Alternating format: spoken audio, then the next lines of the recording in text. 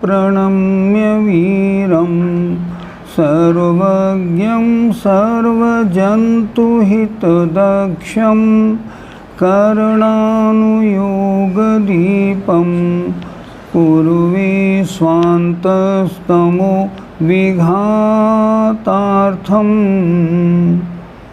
पंच परमेष्ठी भगवान की जय। संत शिरोमणि आचार्य विद्यासागर जी महाराज की जय। कल जितने प्रश्न हुए थे थोड़ा उनका रिवीजन देख लें। प्रश्न 243 से 243 मिथ्यात्व गुणस्थान से पांचवें गुणस्थान तक पृथक पृथक जीवों की संख्या कितनी है? उत्तर देखिए। मिथ्यादृष्टि जीव अनंतानंत। प्रश्न, इसमें अनंतानंत कौन से जीव है मिथ्यादृष्टियों में? उत्तर, निगोदिया। क्योंकि जीवों की संख्या में केवल निगोदिया अनंतानंत हैं, बाकी और कोई अनंतानंत है ही नहीं, और वो सारे के सारे मिथ्यादृष्टि हैं ही। पांचवा देश संयत गुणस्थान में 13 करोड़ मनुष्य हैं और पल्ल के असंख्यात में भाग प्रमाण 53 हैं, जो अधिकांशतः स्वयंभू रमण समुद्र में हैं। दूसरे सासाधन गुणस्थान में मनुष्य कितने? 52 करोड़ और श्रावकों से असंख्यात गुणे बाकी 3 गतियों के जीव। क्योंकि सासाधन गुणस्थान वाले जीव तो सभी जगह मिलते हैं। मिश्र गुणस्थान में मनुष्य कितने? 104 करोड़ और सासाधन गुणस्थान वाले जीवों के प्रमाण से संख्यात गुणे शेष 3 गतियों के जीव। इस तरह अविरत सम्यक्त में 700 करोड़ तो मनुष्य और मिश्र जीवों से असंख्यात गुणे 3 गतियों के जीव हैं। मनुष्यों की संख्या कितनी आई? मनुष्यों की संख्या अगर कोई पूछे मिथ्यादृष्टि कितने मनुष्य, अनंतानंत नहीं बोलेंगे, क्योंकि मनुष्यों की संख्या ही संख्यात है। तो पहले गुणस्थान में मनुष्य कितने? संख्यात। दूसरे गुणस्थान में कितने? 52 करोड़। तीसरे में 104 करोड़। चौथे में 700 करोड़। पांचवें में 14 करोड़। 13 करोड़। इस तरह मनुष्यों की संख्या हुई। अब आते हैं प्रश्न 244। प्रमत्त विरत गुणस्थान से अयोग केवली गुणस्थान तक अलग अलग संख्या बताइए। बड़ा अच्छा याद करना था। मैंने बताया था प्रमत्त संयत में कुछ कम 6 करोड़, अप्रमत्त संयत में कुछ कम 3 करोड़। याद ऐसे रखना। अच्छा, उपसम श्रेणी में 8, 9, 10, 11। अगर अधिक से अधिक हों तो 2 मुख्य मान्यताएं हैं, या तो 299 या 304 प्रति गुणस्थान। 8वें में 299, 9 में 299, ऐसे। छपक श्रेणी में इनसे दूने 598 या 608। गुणस्थान 8, 9, 10 और 12 छपक श्रेणी के 4 गुणस्थानों में। केवलियों में कितने बताए? कुछ कम 9 लाख। 8,98,502। याद रखने का तरीका, कुछ कम 9 लाख। और अयोग केवली 14वें गुणस्थान में एक अपरंपरा 598 और दूसरी मानती है 608। कुल अगर हम जोड़ें तो छठे गुणस्थान से 14 गुणस्थान तक के जीवों की संख्या 3 कम 9 करोड़ बनती है। लेकिन ये संख्या सभी गुणस्थानों की उत्कृष्ट संख्या का जोड़ है। इतने मुनिराज कभी एक साथ ना हुए हैं, ना होंगे। क्यों? ध्यान से सुने। छपक श्रेणी में जितने जीव 608 या 598 8वें गुणस्थान में हैं, वे ही 9वीं में जाएंगे, वे ही 10वीं में जाएंगे, वे ही 12वीं में जाएंगे। फिर संख्या कैसे बनेगी? या तो हमने सबको जोड़ लिया और जोड़ने के बाद ये संख्या आई है पूरी की पूरी। इस तरह इनमें अंतर पड़ता है। जो जीव उपसम श्रेणी के हैं वो जितने हैं 8वीं में, वही 9वीं में, वही 10वीं में, वही 11वीं में।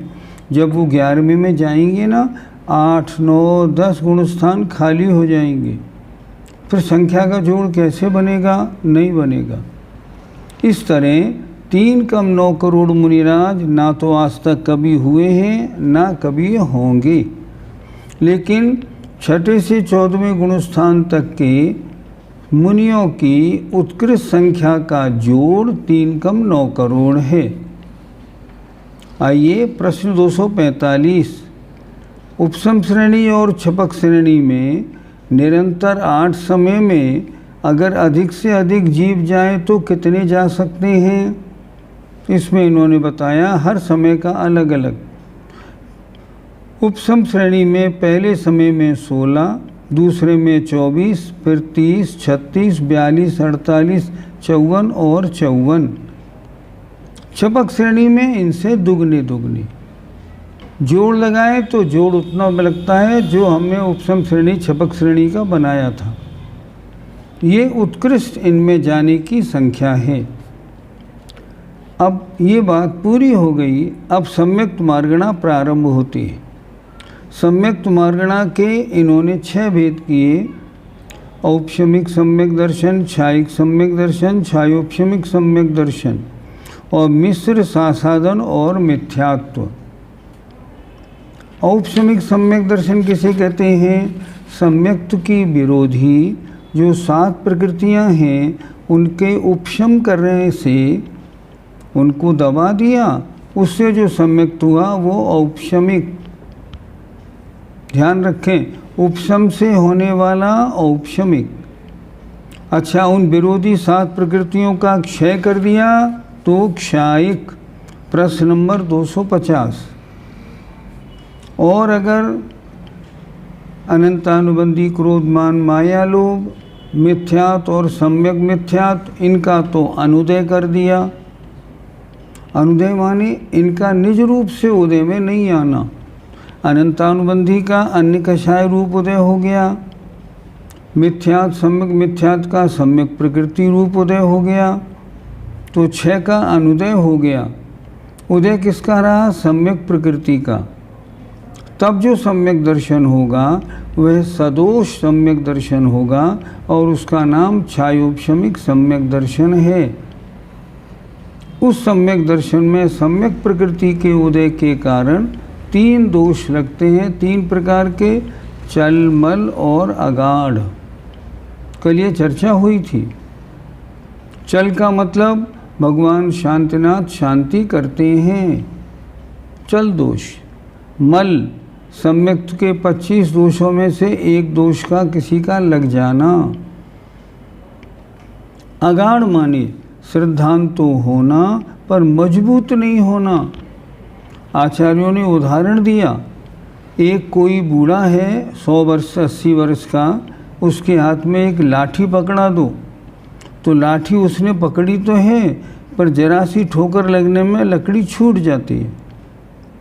उसी तरह अगाढ़ वाले जो होते हैं ना, इनका जो श्रद्धान है वो गाढ़ा नहीं है, जरा सी में डामाडोल हो जाता है।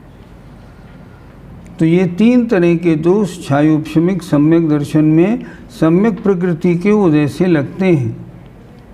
कल हमने एक बात बताई थी, फिर ध्यान से दोबारा बता रहा हूँ। भगवान मुनसुब्रतनाथ शनि ग्रह का निवारण करते हैं, ये मिथ्यात्व है। ध्यान से सुनिएगा, क्योंकि आजकल जैनियों में सब में चला आया ये। करें भी क्या हम लोग?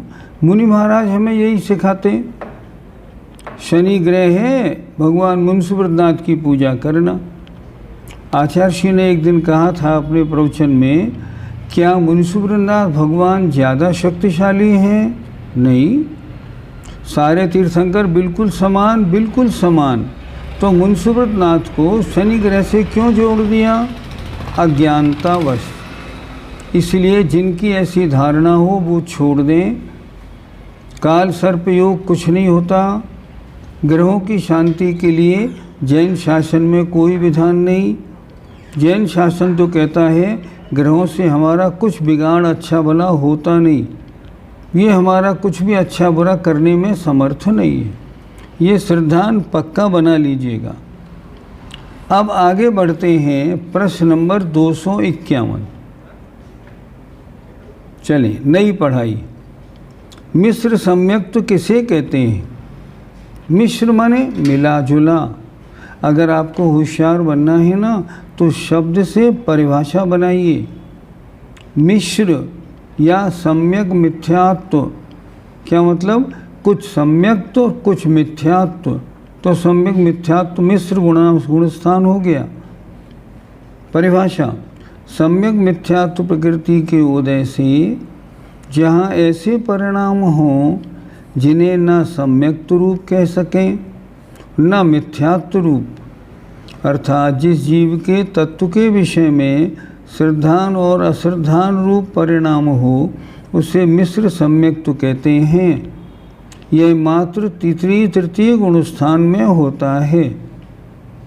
उदाहरण से समझें। हम किसी अन्य मंदिर में गए, मान लो किसी शिरडी के साईं बाबा के यहाँ गए। हमने देखा, ओहो यहाँ तो आज 5000 आदमी आए हैं वंदना को, और सब लोग कह रहे हैं महाराज के दर्शन से बड़ी विचित्रता, बड़ा अच्छा होता है। तो मन कैसा बन गया? वो महावीर भगवान या जो वीतराग प्रभु हैं वो तो अच्छे हैं ही, ये भी अच्छे लगते हैं। अगर ऐसा बन गया श्रद्धान तो मिश्र गुणस्थान हो गया। आपका श्रद्धान गलत हो गया। ऐसा श्रद्धान कितनी देर तक रहता है? अंतर्मुहूर्त तक। अंतर्मुहूर्त में क्या हुआ? या तो आप लौट आएंगे, नहीं मेरी गलती हो गई भाई, भगवान महावीर तो सच्चे देव हैं। नहीं वे ही सच्चे हैं और दूसरा नहीं। आपका गुणस्थान 3 से फिर चौथा हो गया। और अगर आपकी धारणा ये बन गई नहीं दोनों सच्चे देव हैं तो विनय मिथ्यात्व हो गया, गुणस्थान पहला हो गया। इसलिए मिश्र सम्यक्त्व में ना सम्यक्त्व रूप ना मिथ्यात्व रूप, दोनों का मिला जुला जो परिणाम है वो तीसरा गुणस्थान या मिश्र सम्यक्त्व कहलाता है। मिला जुला। आगे आए प्रश्न 252। सासादन सम्यक्त्व किसे कहते हैं? सब पहले हम संधि विच्छेद करके समझ लें। स आसादन सम्यक्त्व, सम्यक्त्व की आसादन माने विराधना से सहित हो। पहले आपने दूसरे गुणस्थान की परिभाषा में ये परिभाषा पढ़ रखी है, इसको पढ़ते हैं एक बार। प्रथमोपसम सम्यक्त्व के काल में कम से कम एक समय और अधिक से अधिक 6 आवली प्रमाण काल शेष रहने पर अनंतानुबंधी क्रोध मान माया लोभ में से किसी एक प्रकृति का उदय आ जाने पर जिसने सम्यक्त्व की विराधना कर दी है किंतु मिथ्यात्व को प्राप्त नहीं हुआ है, उन आसादन माने विराधना रूप परिणामों को सासादन सम्यक्त्व कहते हैं। यह अवस्था मात्र द्वितीय गुणस्थान में रहती है। यह जीव नियम से मिथ्यात्व अवस्था को प्राप्त होता है। उपशम सम्यक दर्शन कैसे हुआ था? 7 प्रकृतियों को दबाने से हुआ था। अब मान लो उनका काल अंतर्मुहूर्त मान लो 12 मिनट है। अब 12 मिनट में से कम एक समय या 6 आवली शेष रह गई, बाकी सारा टाइम तो निकल गया उपशम सम्यक्त्व में। अब क्या हुआ, जब इतना समय शेष रह गया, उसमें फिर अनंतानुबंधी क्रोध मान माया लोभ में से किसी एक का उदय आ गया। उदय आने से सम्यक दर्शन छूट गया और वो जीव सम्यक से गिर के साधन में आ गया।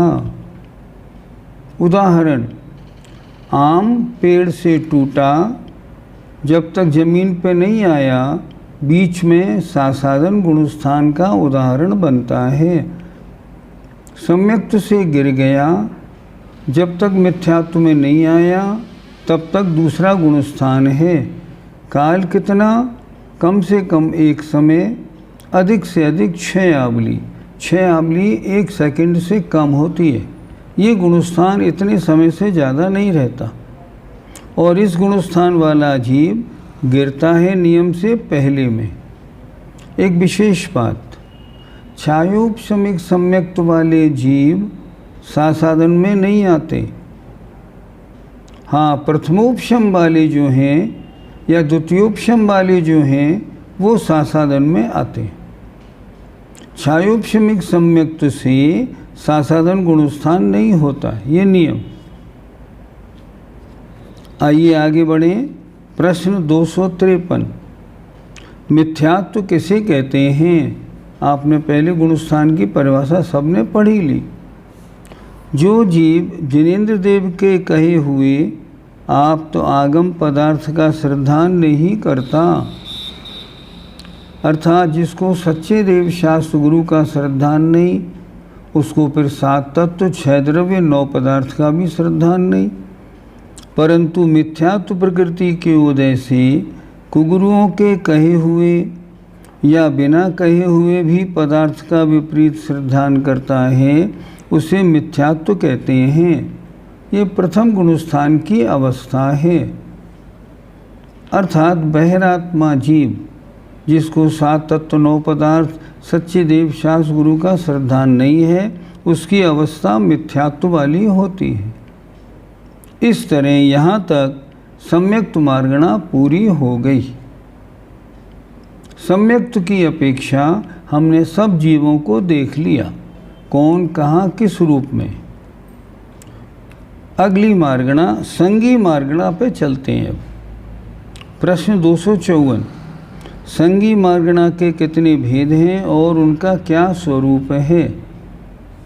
उत्तर, संगी मार्गणा के 2 भेद हैं, संगी और असंगी। नो इंद्रियावरण के क्षयोपशम से, ये नो इंद्रियावरण कर्म क्या है? मति ज्ञान कैसे होता है?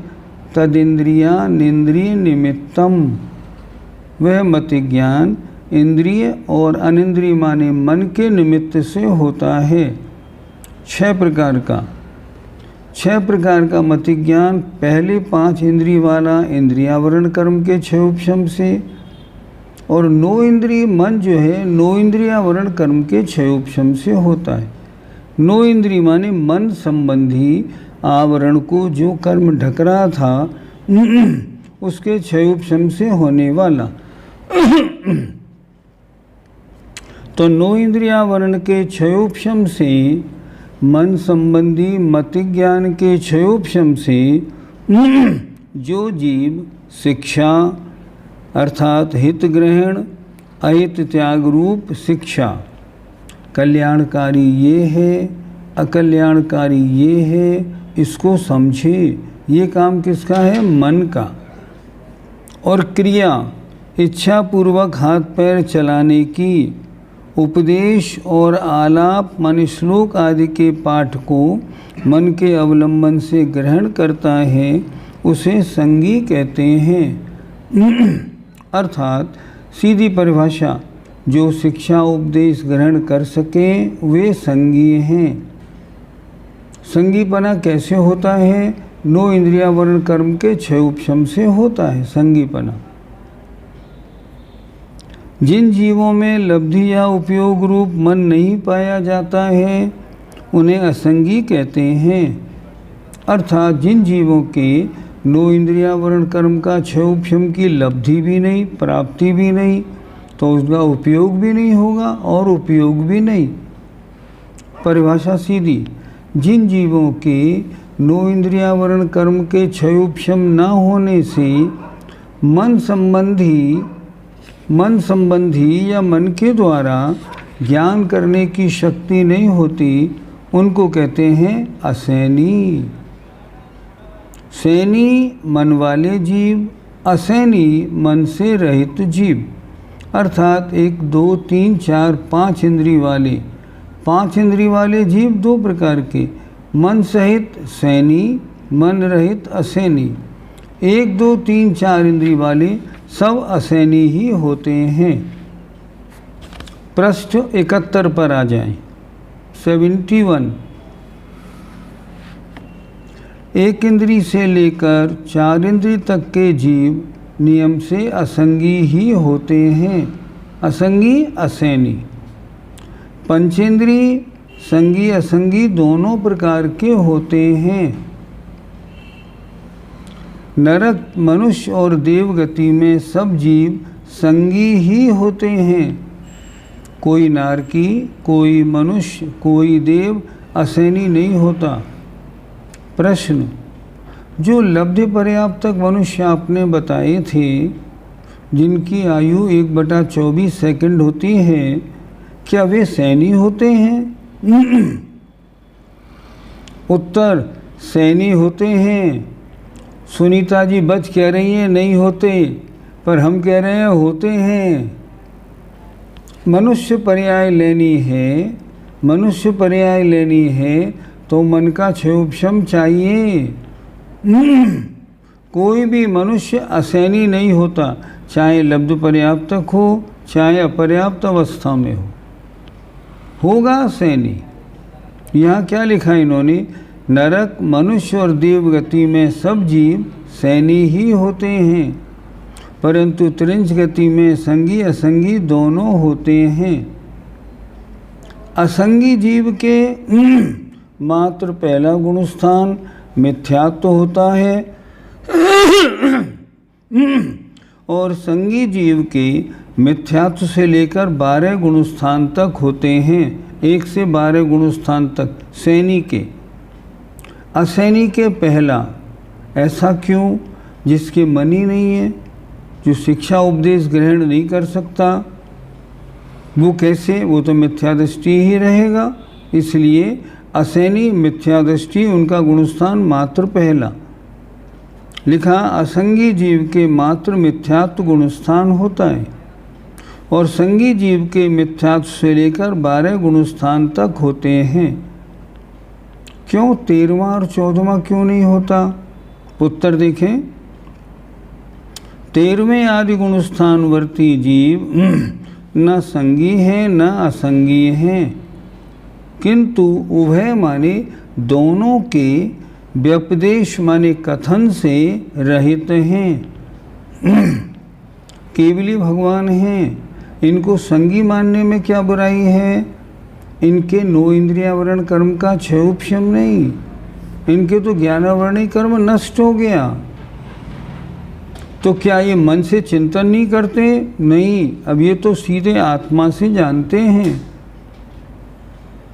इसलिए 13वें और 14वें गुणस्थान में न सैनी पना है न असैनी पना है, इन दोनों से रहित पना है। इसलिए यहाँ इन्होंने लिखा उभय व्यपदेश, व्यपदेश माने कथन, सैनी और असैनी इन दोनों के कथन से रहित हैं। गुणस्थान 13वां और गुणस्थान 14वां। एक प्रश्न हमारा, त्रियंच असैनी कौन से होते हैं? आचार्यों ने लिखा, कोई कोई तोता जैसे गोह, इनमें असैनी होते हैं, बाकी पंचेंद्रिय त्रियंच सारे के सारे सैनी होते हैं। संगी मार्गणा पूरी हो गई, इसमें सारा वर्णन पूरा हो गया। अब आगे बढ़े। आहारक मार्गणा के कितने भेद होते हैं? आहारक मार्गणा के 2 भेद हैं, आहारक और अनाहारक। आहारक किसे कहते हैं? औदारिक आदि 3 शरीर औदारिक, वैक्रियक और आहारक 3 शरीर और 6 पर्याप्तियों के योग्य पुद्गल वर्गणा को आहार कहते हैं।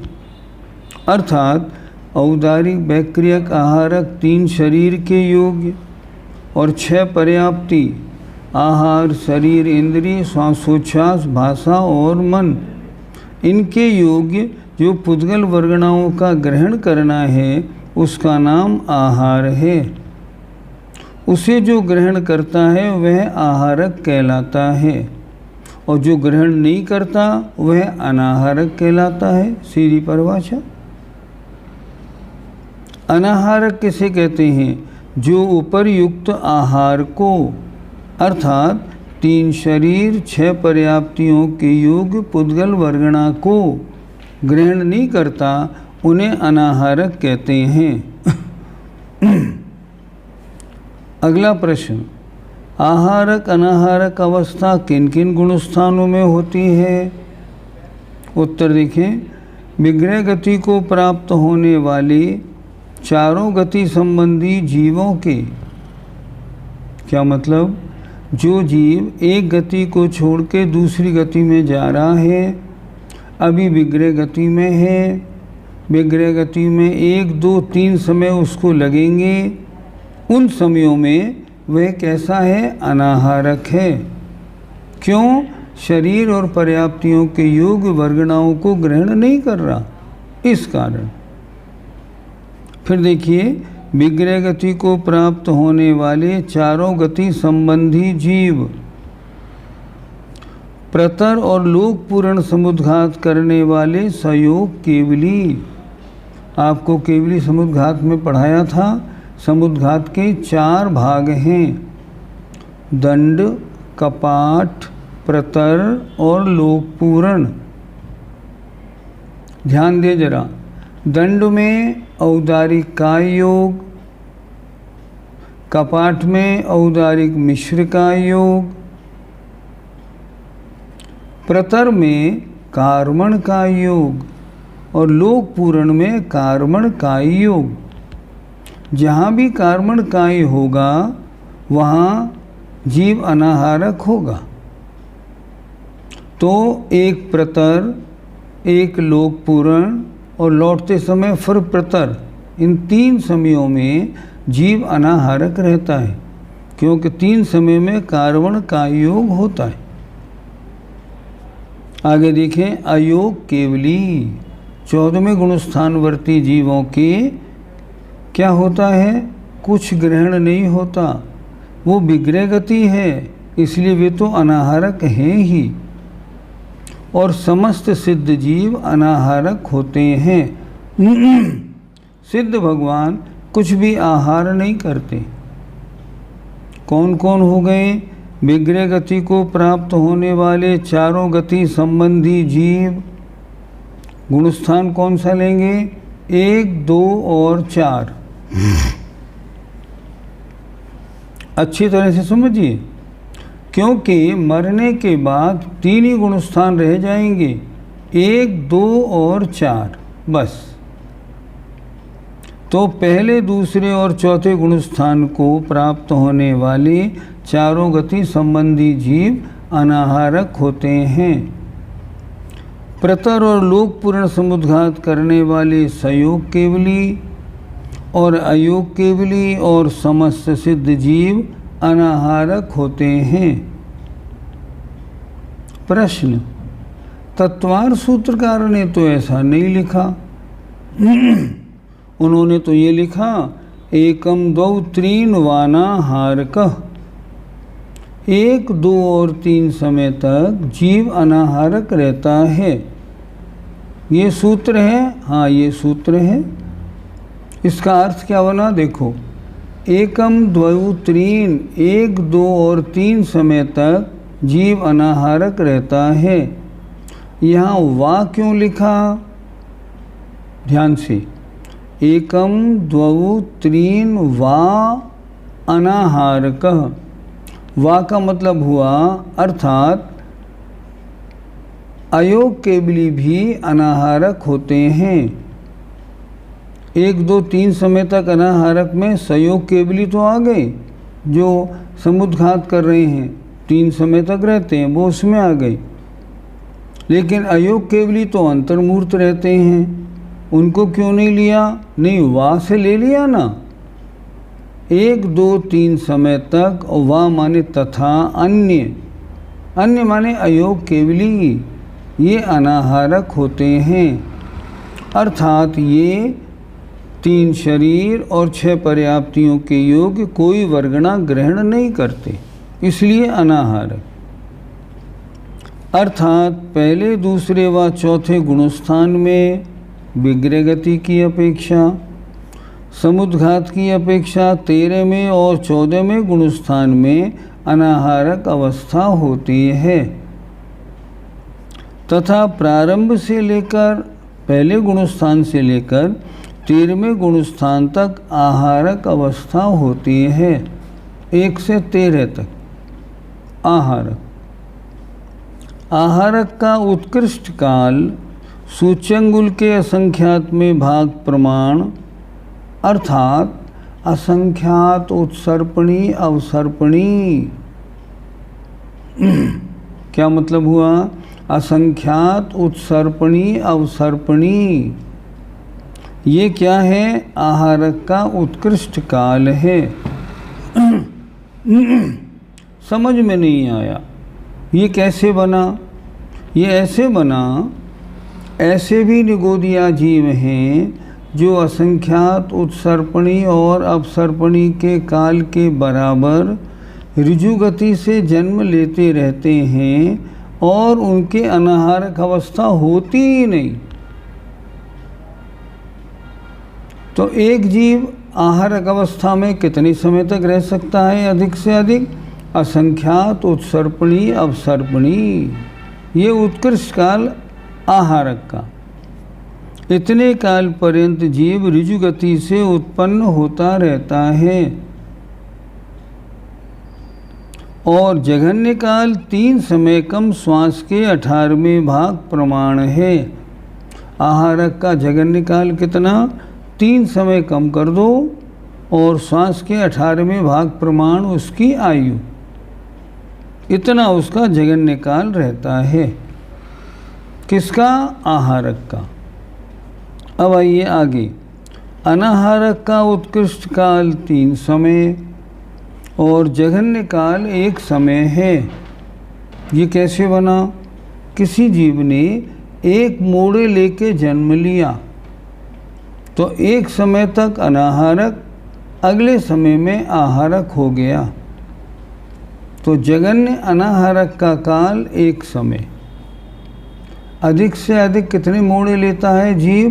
3 मोड़े। चौथे मोड़े को आवश्यकता नहीं, चौथे में तो जन्म हो ही जाता है। एक विशेष बात और बताएं। मान लो किसी जीव को 2 मोड़े लेने हैं, पहले एक सीधा गया, फिर एक मोड़ा लिया, फिर एक मोड़ा लिया। अब प्रश्न, आहारक कहाँ रहा, अनाहारक कहाँ रहा? यूँ आया अनाहारक, यूँ आया अनाहारक, यूँ गया तो आहारक हो गया, क्योंकि तीसरे समय में जन्म स्थान पर पहुंच गया और उसने वर्गणाएं ग्रहण करनी शुरू कर दी। इसलिए 3 समय जो जीव अनाहारक है, 3 मोड़े वाला जो जीव है 3 समय तक अनाहारक है। कौन से? पहले, दूसरे और तीसरे समय में। चौथे समय में तो आहारक बन जाता है। क्या लिखा? अनाहारक का उत्कृष्ट काल 3 समय और जघन्य काल 1 समय है। आपकी आहारक मार्गणा भी पूरी हो गई। अब चलते हैं आगे। उपयोग, उपयोग की बात। उपयोग क्या है? आत्मा की जानने देखने की शक्ति को उपयोग कहते हैं। हम ये भी कह सकते हैं जीव का लक्षण उपयोग है। उपयोगो लक्षणम सूत्र दिया। देखिए, उपयोग किसे कहते हैं? जीव का जो भाव वस्तु को ग्रहण करने के लिए प्रवृत्त होता है उसे उपयोग कहते हैं। अर्थात जीव के जो परिणाम वस्तु को ग्रहण, वस्तु क्या है इसको ग्रहण करते हैं, उसे कहते हैं उपयोग। उपयोग कितने प्रकार का? 2 प्रकार का, ज्ञानोपयोग और दर्शनोपयोग। यहाँ इन्होंने ज्ञानोपयोग को साकारोपयोग लिखा है, दर्शनोपयोग को अनाकारोपयोग लिखा है। बात उतनी है, कोई फर्क नहीं।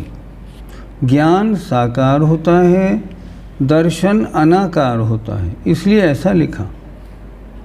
प्रश्न नंबर 260, उपयोग के कितने भेद हैं और उनका क्या स्वरूप है?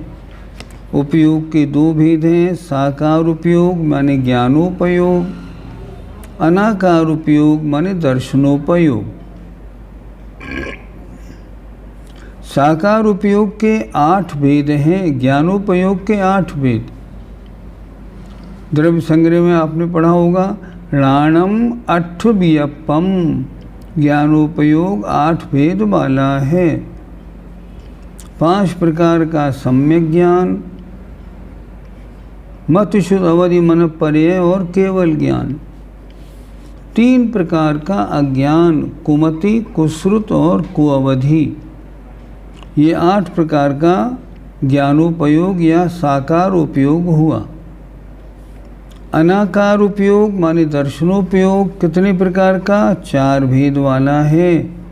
चक्षुर्दर्शन, अचक्षुर्दर्शन, अवधि दर्शन और केवल दर्शन। मत शुद्ध अवधि और मन पर्यय, इनके द्वारा अपने अपने विषय का अंतर्मुहूर्त काल पर्यंत जो विशेष ज्ञान होता है उसे साकार उपयोग कहते हैं। साकार उपयोग 5 प्रकार का, मत शुद्ध अवधि और मन पर्यय। 4 छदमस्त का, केवल ज्ञान केवली का। इन्होंने क्या लिखा?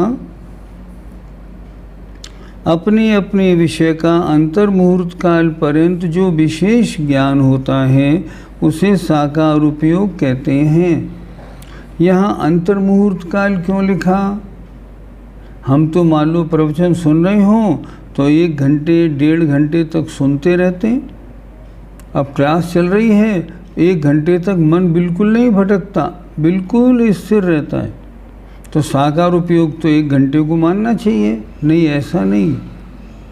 साकार उपयोग में या ज्ञानोपयोग में बीच में दर्शनोपयोग, ज्ञानोपयोग, दर्शनोपयोग, ज्ञानोपयोग, ये प्रवृत्ति चलती रहती है। इसलिए ज्ञानोपयोग का काल कितना? अंतर्मुहूर्त काल। एक वस्तु के ग्रहण रूप चेतना का यह परिणमन छद्मस्त जीव के अधिक से अधिक अंतर्मुहूर्त काल तक ही रह सकता है। कौन सा परिणमन? साकार उपयोग या ज्ञानोपयोग। इंद्रिय, मन तथा और अवधि के द्वारा अंतर्मुहूर्त काल तक पदार्थों का जो सामान्य रूप से ग्रहण होता है उसको निराकार उपयोग कहते हैं। अर्थात जो साकार रूप से ग्रहण हुआ वो ज्ञानोपयोग, निराकार रूप से ग्रहण हुआ वो दर्शनोपयोग। हमने बताया था निराकार रूप से मतलब कुछ है, लंबा है, मोटा है, काला है, पीला है, नहीं, ये नहीं, ये सब ज्ञानोपयोग। दर्शनोपयोग ये कहता है कुछ है, बस इतना।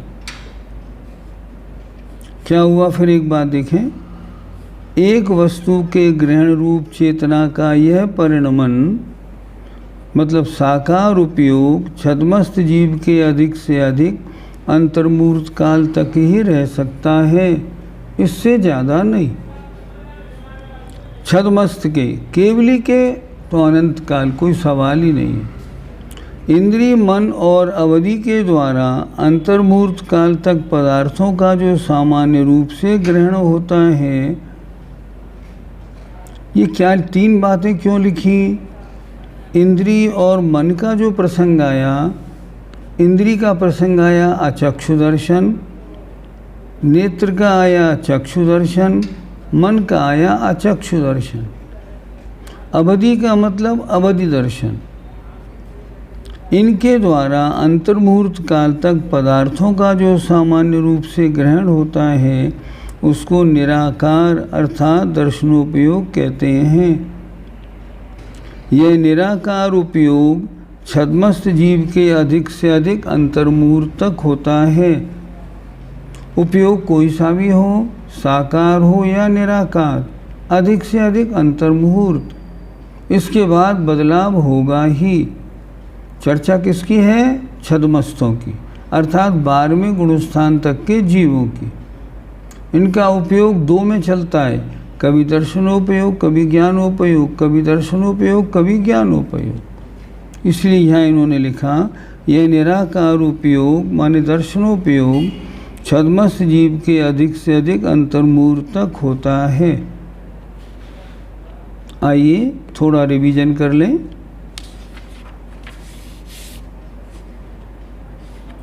प्रश्न 251, मिश्र सम्यक्त्व किसे कहते हैं? जहाँ सम्यक्त्व और मिथ्यात्व के मिले जुले परिणाम हों वो मिश्र सम्यक्त्व। सासाधन सम्यक्त्व किसे कहते हैं? उपसम सम्यक्त्व से चौथे गुणस्थान से गिरे। कब गिरेगा? जब कम से कम एक समय और अधिक से अधिक 6 आवली समय शेष रह गया हो, तब अनंतानुबंधी का उदय आ जाए तो वो जीव चौथे से गिर के दूसरे में आ जाए, उसे कहते हैं सासाधन सम्यक्त्व। ये जीव अभी मिथ्या दृष्टि नहीं बना, सम्यक्त्व से छूट गया है, मिथ्या दृष्टि नहीं बना है, बीच में आसादन सहित अवस्था है। क्या इसको मिथ्या दृष्टि कहेंगे या नहीं कहेंगे? तो मिथ्या दृष्टि बना तो अभी है ही नहीं, कह कैसे लेंगे आप? उत्तर, ये आगे नियम से मिथ्या दृष्टि बनेगा इसलिए कहेंगे, नहीं ऐसी बात नहीं। तो कैसी बात लगाएं? सासाधन गुणस्थान में सम्यक्त्व से गिर गया है तो मिथ्यात्वरूप अवस्था तो उसकी हो ही गई। सम्यक्त्व से गिर गया तो मिथ्यात्वरूप अवस्था हो गई। तो मिथ्यात्व प्रकृति के कारण होता है, अनंतानुबंधी के कारण थोड़ी होता है। अनंतानुबंधी तो चारित्र मोह की प्रकृति है। नहीं, ऐसा नहीं।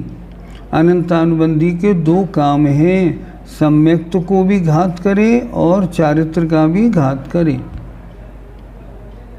तो क्या इसके उदय होने पर मिथ्यात्व हो जाता है? हाँ बिल्कुल।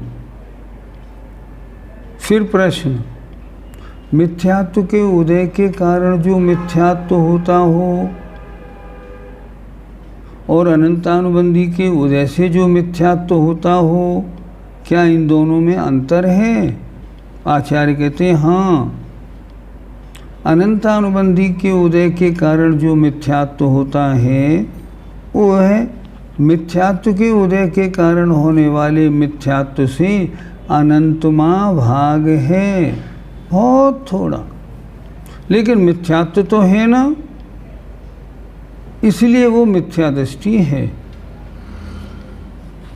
मिथ्यात्व किसे कहते हैं? सच्चे देवशास गुरु 7 तत्व 9 पदार्थ का श्रद्धा नहीं होना, ये मिथ्यात्व है। दर्शन मार्गणा पूरी हो गई। संगी मार्गणा के 2 भेद, संगी और असंगी। जिनको 9 इंद्रियावरण कर्म का क्षय उपशम है, शिक्षा उपदेश ग्रहण कर सकते हैं, संगी। जिनके 9 इंद्रियावरण कर्म का क्षय उपशम नहीं और शिक्षा उपदेश ग्रहण नहीं कर सकते, वो असंगीय हैं। कैसे देखें? 1 इंद्रिय से 4 इंद्रिय तक सभी जीव असैनी होते हैं। पंचेंद्री में कोई सैनी कोई असैनी होते। सारे नारकी देव और मनुष्य तो सैनी ही होते। अब इन्होंने गुणस्थान भी लिख दिए। असंगी जीव के मात्र पहला गुणस्थान मिथ्या दृष्टि, अर्थात जितने भी एक इंद्री, दो इंद्री, तीन इंद्री, चार इंद्री और असैनी पंचेंद्री जीव हैं, ये नियम से मिथ्या दृष्टि हैं, नियम से। और संगी जीव के पहले से 12 गुणस्थान तक होते हैं। 13 में आदि 14 में 13 में गुणस्थान और सिद्धों में न सैनीपना न असैनीपना है। अब आते हैं आहारक मार्गणा। 2 भेद, आहारक और अनाहारक। आहारक औदारिक वैक्रियक आहारक 3 शरीर के और 6 पर्याप्ति के योग्य पुद्गल वर्गणा के ग्रहण को आहार कहते हैं, और जो ग्रहण करता है वो आहारक, और जो उनको ग्रहण नहीं करता वो अनाहारक। आहारक अनाहारक अवस्था कहाँ कहाँ बनती है? विग्रह गति में बनती है, केवली समुद्घात के समय में बनती है अनाहारक अवस्था। सारे सिद्ध भगवान अनाहारक होते हैं। गुणस्थान पूछे तो पहले, दूसरे, चौथे में, 13वें और 14वें गुणस्थान में अनाहारक अवस्था है। आहारक अवस्था 1 से 13 गुणस्थान तक रहती है। 14वें गुणस्थान में वो सिद्ध जीव अनाहारक होते। प्रश्न नंबर 259। उपयोग के 2 भेद, ज्ञानोपयोग और दर्शनोपयोग। ज्ञानोपयोग 8 प्रकार का, 3 प्रकार का मिथ्या ज्ञान, 5 प्रकार का सम्यक ज्ञान। दर्शनोपयोग 4 प्रकार का, चक्षुर्दर्शन, अचक्षुर्दर्शन, अवधि दर्शन और केवल दर्शन। इस तरह उपयोग की बात भी पूरी हो गई। आइए अब कुछ प्रश्नों के उत्तर देख लेते हैं। चौथे गुणस्थान वाला द्वितीयोपम सम्यक्त करके श्रेणी कैसे चढ़ेगा? श्रेणी तो 6ठे गुणस्थान वाले ही चढ़ते हैं। नहीं, समझें, प्रश्न अच्छा है। चौथे गुणस्थान वाला द्वितीयोपम सम्यक्त करके श्रेणी कैसे चढ़ेगा? चढ़ेगा। कोई मुनि महाराज हैं, उनके अप्रत्याख्यानावरण कषाय का उदय आ गया, गुणस्थान चौथा बन गया। अब चौथे गुणस्थान में उन्होंने विशुद्धि बढ़ाई, तो विशुद्धि बढ़ाने से चौथे से 7वें में आ गए और 6ठे 7वें में घूमे और उसके बाद वो ऊपर चढ़ गए। ऐसे जीवों के चौथे गुणस्थान वालों के द्वितीयोपम होता है। समझना कैसे है? चौथे गुणस्थान में द्वितीयोपम मात्र मुनियों के होता है। मुनियों के कैसे?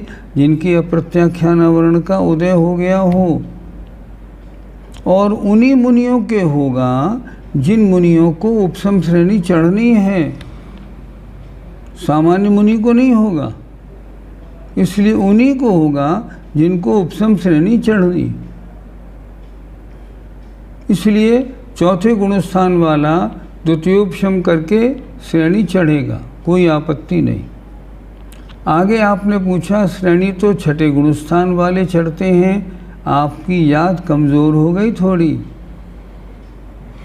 श्रेणी 7वें गुणस्थान वाले चढ़ते हैं, 6ठे वाले नहीं चढ़ते। 7वें गुणस्थान वाले आगे बढ़ते हैं, 8, 9, 10, 6ठे वाले नहीं बढ़ते। आगे, जो भाववेद पुरुष स्त्री या नपुंसक जन्म से होता, क्या यह उसी जन्म में बदलते रहते हैं? नहीं बदलते। जो भाववेद है, भाववेद वो ही रहेगा। द्रव्य वेद तो कई लोग सर्जरी करवा के बदल लेते हैं, हमने माना, लेकिन ध्यान से देखना, वेद बदला नहीं जाता।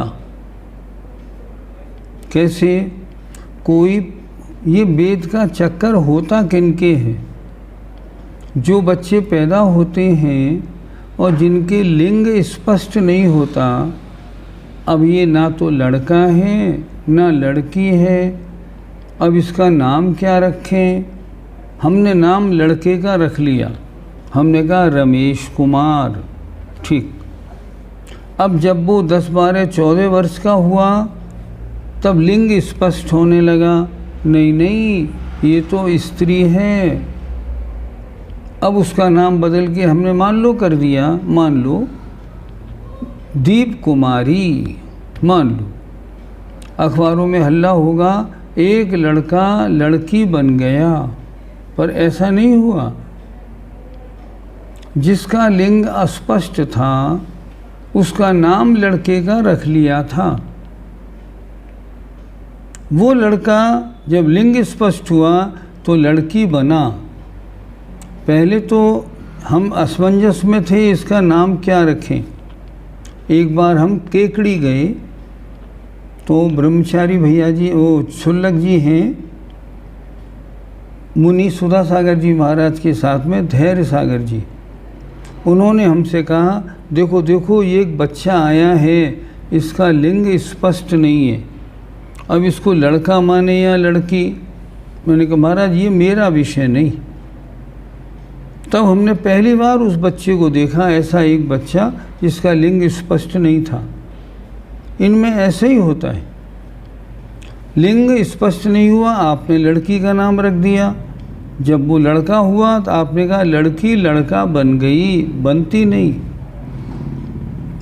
कभी ऐसे प्रसंग आप सुने तो धर्म की आस्था मजबूत करने के लिए उनके पास जाएं और उनका इंटरव्यू लें बाकायदा। हमने तो इंटरव्यू लिया, हमने उनसे पूछा मामला क्या था, तो उन्होंने स्पष्ट बताया जब पैदा हुए थे तो लिंग स्पष्ट नहीं था। अब दूसरी बात, अगर कोई अपने लिंग को ऑपरेशन से बदल दे तब क्या होगा? जैसे पहले एक टेनिस प्लेयर थी नवरातिलोवा, नाम सुना होगा आपने।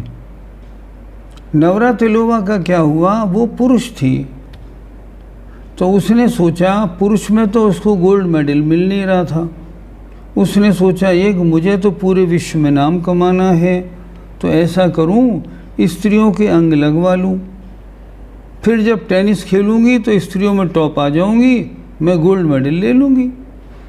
उनने ऐसे ही किया, नतीजा क्या हुआ, नवरातिलोवा टॉप में आ गई। थी पुरुष, अंग लगवा लिए थे स्त्री के। लेकिन फिर सुने, स्त्री के अंग लगवाने के बाद भी क्या उसके पुत्र उत्पत्ति हो पाएगी? नहीं, कभी नहीं।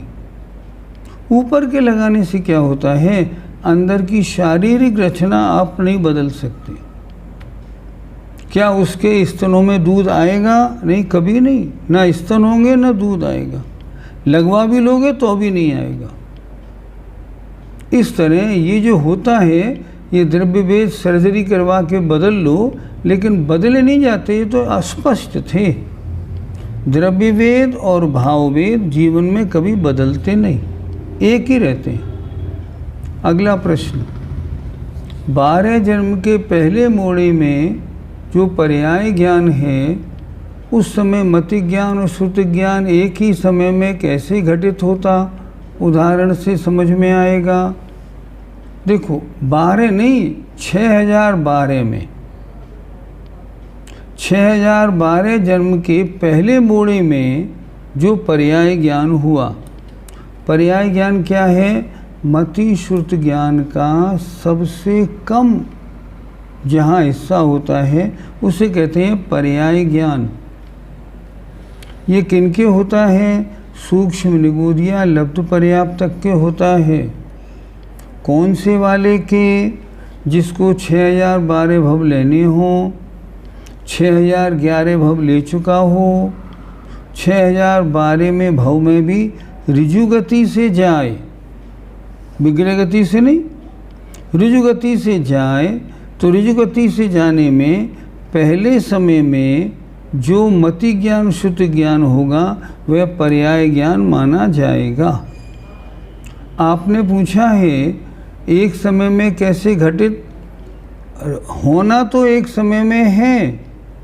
देखिए आपके इस समय मति ज्ञान श्रुति ज्ञान दोनों हैं, पर उपयोग करेंगे तो एक ज्ञान का होगा। उसी तरह उन निगोदिया के ज्ञान दोनों हैं, कुमति और कुश्रुत, पर उपयोग एक का होगा, उपयोग दोनों का नहीं हो पाएगा।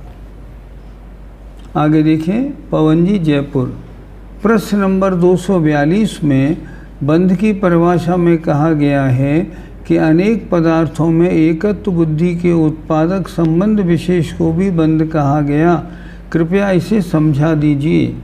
बंध कई प्रकार का, जैसे एग्जाम्पल, ये बंध की जो परिभाषा चल रही है, ये चल रही है मोक्ष मार्ग में, तो यहाँ बंध लेंगे आत्मा का और कर्म का। इसको कैसे लगाएंगे? अनेक पदार्थों में, माने दो पदार्थों में एकत्व बुद्धि, एक पना हो गया, आत्मा और पुद्गल की कार्बन वर्गणा कर्म बन के यूँ जुड़ गई, इसे कहते हैं संश्लेष संबंध। ऐसे संबंध को बंध कहा है। अच्छा, आप दूसरे में ले लें। मान लो हमने ठंडाई बनाई और ठंडाई में हमने दूध, शक्कर, बादाम, काली मिर्च सबको घोंट के बना दिया।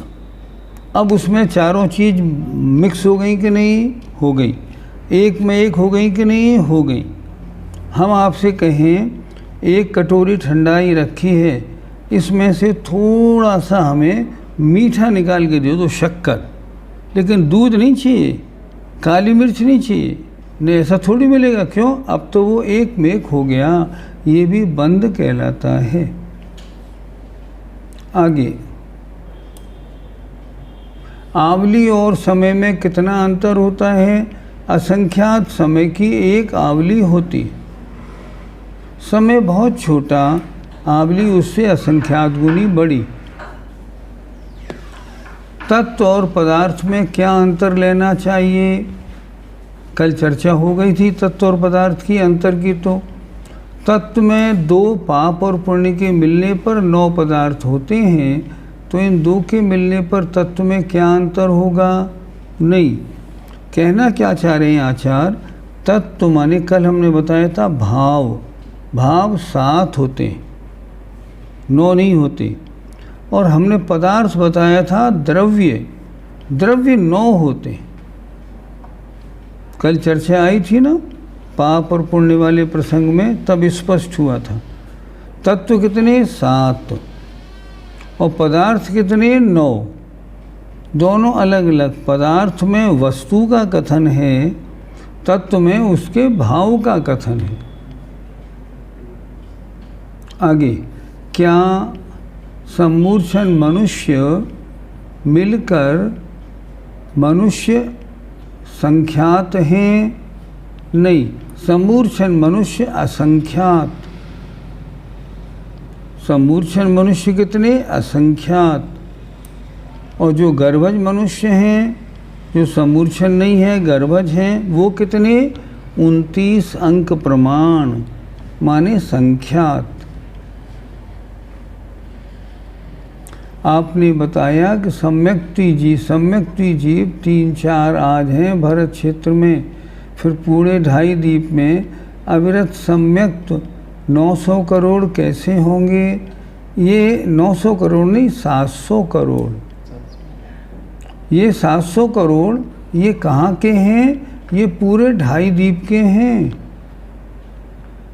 सबसे ज़्यादा सम्यक दृष्टि कहाँ होते हैं? सबसे ज़्यादा सम्यक दृष्टि होते हैं विदेह क्षेत्र में। भरत ऐरावत में तो बहुत थोड़े, वहाँ तो हमेशा 20 तीर्थंकर तो हमेशा मौजूद रहते हैं। इसलिए भरत क्षेत्र में आज मान लो 150 या 20-25 ही मान लो सम्यक दृष्टि हों 700 करोड़ में से, तो बाकी कहाँ मिलेंगे आपको सारे के सारे? या तो विजयार्थ पर्वतों के ऊपर या मोस्टली विदेह क्षेत्र में, वे वहीं होते हैं। अनादि अनंत और अनादि शांत और सादि अनंत और सादि शांत बताएं ठीक। देखो नाम शब्द से देखना, अनादि अनंत, जिनकी ना आदि है ना अंत है, जैसे नित्य निगोदिया। दूसरा आया अनादि शांत, जो अनादि से तो नित्य निगोद में हैं पर अब वहाँ से निकल के और मोक्ष जाएंगे, अनादि पर शांत। तीसरा सादि अनंत, जितने सिद्ध भगवान हैं ये सब सादी हैं, पहले संसारी थे फिर नए बने सिद्ध, अब कब तक बने रहेंगे? अनंत काल तक। तो सादी और अनंत। चौथा आया सादी और शांत। आपके सम्यक दर्शन हुआ, 1 घंटे रहा और छूट गया, तो सादी भी हो गई और शांत भी हो गया, दोनों बात हो गई। वो सम्यक दर्शन आदि सहित भी हुआ और अंत सहित भी हो गया। आगे, जब 3 कम 9 करोड़ मुनिराज होते ही नहीं तो इनको क्यों नमस्कार करते हैं? गुणस्थान की अपेक्षा नमस्कार कर लो, बाकी नमस्कार करने की आवश्यकता नहीं। हम इतना तो कह सकते हैं, छठे गुणस्थान से 14वें गुणस्थान तक जितने भी मुनि महाराज मनुष्य लोक में विद्यमान हैं उनको हम अर्घ्य चढ़ाते हैं। पर जो लोग ऐसे बोलते हैं कि 2.5 दीप में विद्यमान 3 कम 9 करोड़ मुनि महाराजों को अर्घ्यम, उनका अर्घ्य बोलना उचित नहीं, क्योंकि इतने जीव कभी होते ही नहीं। हम हर शनिवार मुंशीनाथ भगवान की पूजा करेंगे ही नहीं, इसमें भी तो दोष हुआ ना पंडित जी? नहीं, कोई दोष नहीं। आप करेंगे क्यों नहीं? पहली बात मेरी, क्योंकि आपने शनिवार को और मुंशीनाथ से रिलेट कर दिया। नहीं, हमने रिलेट किया वो बात अलग है। मान लो हमने ये नियम ले लिया कि हम रोज़ एक तीर्थंकर की पूजा करेंगे। आज भगवान ऋषभनाथ, कल ललितनाथ, परसों संभवनाथ। अब जिस दिन भगवान मुंशीनाथ का नंबर आया उस दिन आ गया शनिवार, तो दोष थोड़ी हुआ। क्यों? क्योंकि हमने शनि ग्रह के निवारण के लिए मुंशीनाथ की पूजा नहीं की है, इसलिए वो नहीं, ऐसा नहीं होता, उसमें दोष नहीं। अगर शनिवार को मुंशीनाथ भगवान की पूजा शनि निवारणार्थ की जाए तो मिथ्यात्व का दोष है। जो लोग ग्रहों की मान्यता वाले हैं उनका भी गुणस्थान पहला है, क्योंकि जैन शास्त्रों में ग्रहों के लिए कोई स्थान नहीं। अरे पूजा की किताबों में तो नवग्रह की पूजा हर जगह देखने को मिलती है, आप कैसे मने कर रहे हैं? ये भी जिन्होंने छापी है वो सही नहीं छापी, पूजा ही गलत है, नहीं बनानी चाहिए पूजा, और किसी ने बनाई हो तो आपको छापनी नहीं चाहिए। जो 8वें में है तो कोई दूसरे भी 8वें में होंगे, फिर उत्कृष्ट संख्या बन सकती है। सभी गुणस्थानों में मुनिराज रहे तो कृपया समझाएं। प्रश्न बहुत अच्छा पूछा है, विनीता जी के प्रश्न को हम धन्यवाद देते हैं, बहुत अच्छा प्रश्न पूछा। अब एक बात सुने, 8वें गुणस्थान में अगर मान लो छपक श्रेणी का जीव है तो 8वें गुणस्थान में कितने हो सकते हैं? 598 या 608। लेकिन नियम, एक बार अगर 598 जीव चढ़ गए हैं तो अब दोबारा 598 जीव अब 6 माह तक नहीं चढ़ेंगे, नियम है ये। आपने तो ये कह दिया 8वें वाले 9वें में आए तो 7वें से 598 और आ गए, नहीं, ऐसे नहीं होता, ऐसे नहीं होता है। क्यों? अब नहीं बनेगा। उपसम श्रेणी में 299 जीव आ गए, अब 299 जीव, अब 299 जीव पृथक तो वर्ष तक दोबारा नहीं आएंगे, उनका ऐसी विशुद्धि बनेगी ही नहीं, इसलिए ऐसे नहीं, ऐसे नहीं होता। आगे अनंतानुबंधी का सीधा क्षय कर सकते हैं क्या, या विसंयोजना करके ही क्षय होता है? अनंतानुबंधी का क्षय नहीं होता, विसंयोजना पूर्वक ही क्षय होता है। अनेक पदार्थों में ये हो गया बंद वाला। हम जो दिन के हिसाब से तीर्थंकर को मानते हैं, जैसे रविवार का दिन भगवान पार्श्वनाथ, तो क्या यह भी मिथ्यात्व है? नहीं, इसमें आपत्ति नहीं, पर वजह क्या है ये उसमें आपत्ति। क्या हम शांति धारा के बाद जगत शांति के लिए जो मंत्र बोलते हैं यह भी मिथ्यात्व है? नहीं, बिल्कुल नहीं, इसमें क्या बात है। भावना रोज भाव कि संपूर्ण संसार में शांति हो। देखो एक छोटी सी बात आजकल की बताते हैं। हम शांति पाठ में क्या बोलते हैं? होवे सारी प्रजा को सुख बलयुत हो धर्मधारी नरेशा, होवे वर्षा समय पे तिल भर न रहे व्याधियों का अंदेशा।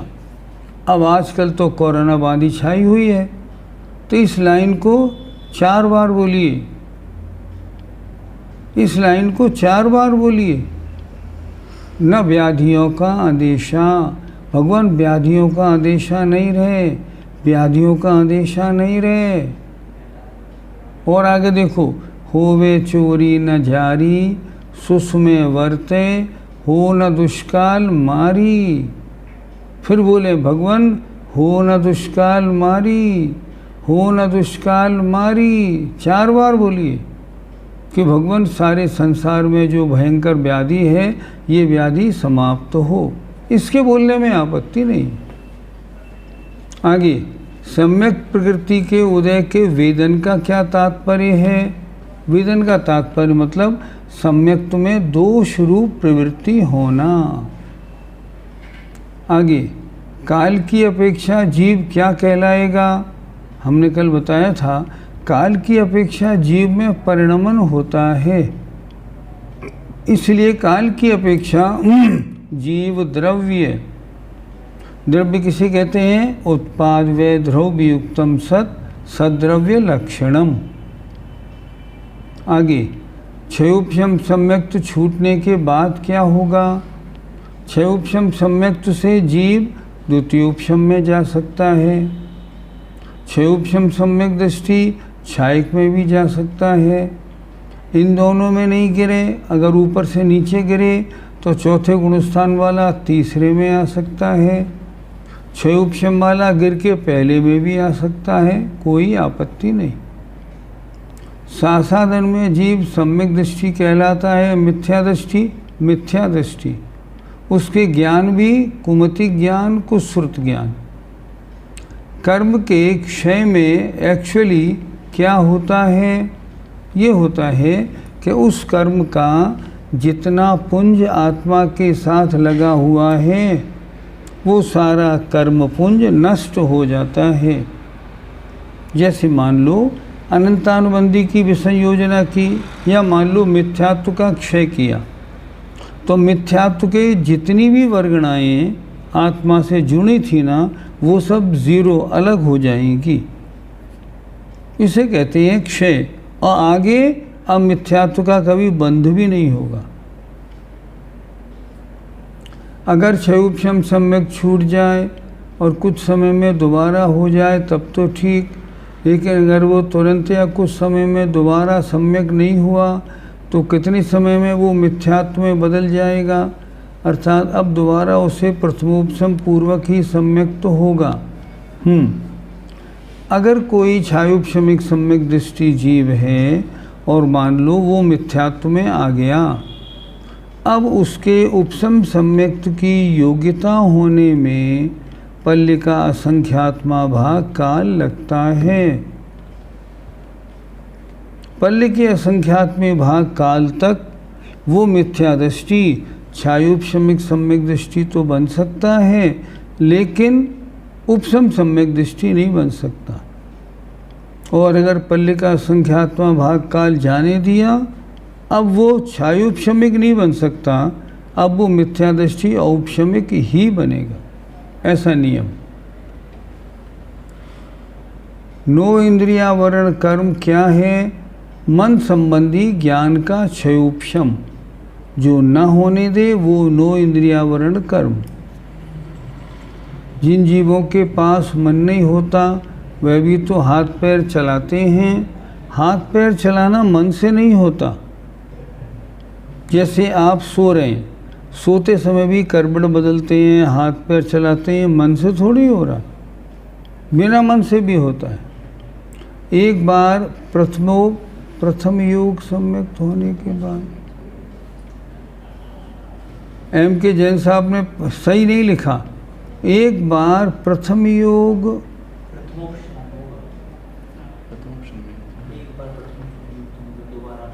एक बार प्रथमोपशम सम्यक्त होने के बाद दोबारा असंख्यात साल के बाद होता है। ऐसा क्यों? किस प्रकृति के कारण? अर्थात तब तक, ध्यान से सुने, तब तक किसका उदय रहेगा? मतलब जब प्रथमोपशम तो जब होगा ना, जब मिथ्यात्व और सम्यक प्रकृति ये तीनों उपशम योग्य हो जाएंगी।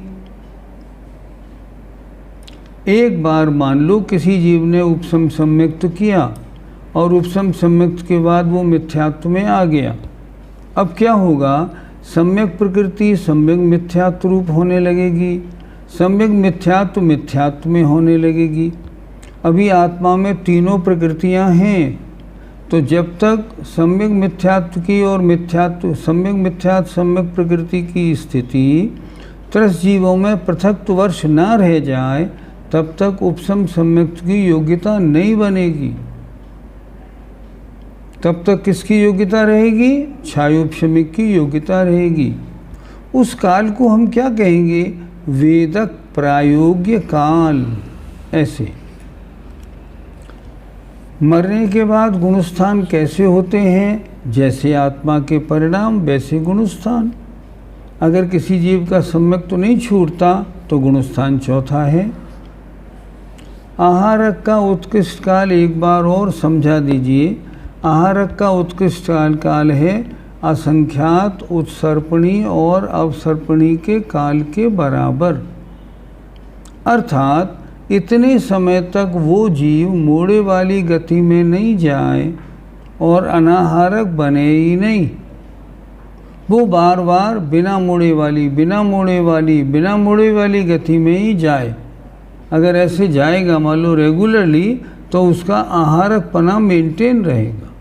तो कितने समय तक रह सकता है? उन्होंने लिखा असंख्यात उत्सर्पणी अवसर्पणी के बराबर। इतने काल तक कोई निगोदिया जीव निरंतर ऋजुगति से ही जन्म मरण कर सकता है। ऋजुगति किसे कहते हैं? सीधी गति को ऋजुगति कहते हैं। जैसे मान लो फॉर एग्जाम्पल, यहाँ जीव मरा और यहाँ पैदा हो गया, ये ऋजुगति सीधा, इसे ऋजुगति कहते हैं। अयोग केवली तो 5 लघु अक्षर काल तक अनाहारक रहते हैं। फिर 3 समय तक कैसे? नहीं, 3 समय तक सयोग केवली। अयोग केवली का काल 5 लघु अक्षर काल अर्थात अंतर्मुहूर्त होता है। क्या किसी जीव को सोते हुए भी आयु कर्म बन सकता है? हाँ, अगर आयु कर्म का अपकर्ष काल हो और तदयोगी उसके परिणाम हो तो बन सकता है। प्रश्न 258 दोबारा समझा दीजिए। हाँ, इसको कल समझिएगा, कल बताएंगे। भाववेद तो परिणामों के साथ बदलते हैं? नहीं बदलते। भाववेद बदलने वाला नहीं होता। आपका भाववेद पुरुष है, जीवन भर पुरुष ही रहेगा। अनाहारक का काल इतना कम क्यों, जबकि सिद्धों के हमेशा होता है? अनाहारक का जो काल है ये संसारी जीवों की अपेक्षा कहा गया। सिद्धों की अपेक्षा तो अनंतानंत काल है, वहाँ तो कोई सवाल ही नहीं। जगत शांति की भावना सिर्फ शांतिनाथ भगवान का ही नाम लेते हैं, क्या ये मिथ्यात्व तो नहीं है? अगर आप मन में ऐसा सोचते हैं, ध्यान से सुने, शांतिनाथ भगवान शांति करते हैं, तो सम्यक प्रकृति का चल नाम का दोष हुआ। ध्यान से। और अगर आपने ये सोच लिया कि शांतिनाथ भगवान ही शांति करते हैं तो मिथ्यात्व। क्यों? आपको परिभाषा ही नहीं मालूम। एक छोटा सा उदाहरण, हमारे ताऊ जी के पेट में जलोदर हुआ था। एक जैन विद्वान आए और उन्होंने ये कहा, इनका जलोदर ठीक हो जाएगा, आप भगवान पद्मप्रभ और नीमनाथ की रोज़ पूजा कराएं। हम छोटे बच्चे थे उस समय, हमारी उम्र होगी 10-11 वर्ष की, पूजा रोज़ करते थे। तो हमारे पिताजी ने हमसे कहा, देखो कल से मंदिर जाओ ना तो भगवान पद्मप्रभ नीमनाथ की पूजा रोज़ करना, ताऊ जी के स्वास्थ्य के लिए। हमने कहा ठीक। अब हमने 1 दिन 2 दिन 3 दिन तो की। 3 दिन करने के बाद जब चौथा दिन आया तो हमने उस दिन भगवान पार्श्वनाथ और भगवान महावीर की। इत्तेफाक से पिताजी ने हमसे पूछा, क्यों आज किसकी की? भगवान पार्श्वनाथ और भगवान महावीर की। अरे गड़बड़ कर दी। अरे पद्म प्रभु और नेमनाथ की करनी थी, तुमने उनकी क्यों कर दी? हमने उनको उत्तर दिया, उस उम्र में हमने कहा हमें चल दोष नहीं लगाना, ये तो चल दोष लग जाएगा। भगवानों में फेर फर्क करने का नाम दोष है। तुम्हें किसने सिखा दिया? हमने कहा आपने पाठशाला में भेजा, हमने वहाँ सीखा है। बोले ठीक किया, ठीक किया, ठीक हो गया। ये गड़बड़। अगर हम ये कहते हैं कि नहीं पद्मप्रभु और नेमनाथ ही पेट की बीमारी ठीक करेंगे तो मिथ्यात्व हो गया। आगे, भगवान वीतरागी होते हैं तो उनसे ऐसा कहना कि महामारी ना हो, मिथ्यात्व नहीं, विश्व कल्याण की भावना है, ये मिथ्यात्व नहीं, इसमें कुछ नहीं। जिन जीवों के पास ये हो गया, बस चलें, समय आपका आज तो ज़्यादा हो गया। चलिए, जय जिनेंद्र, जय जिनेंद्र।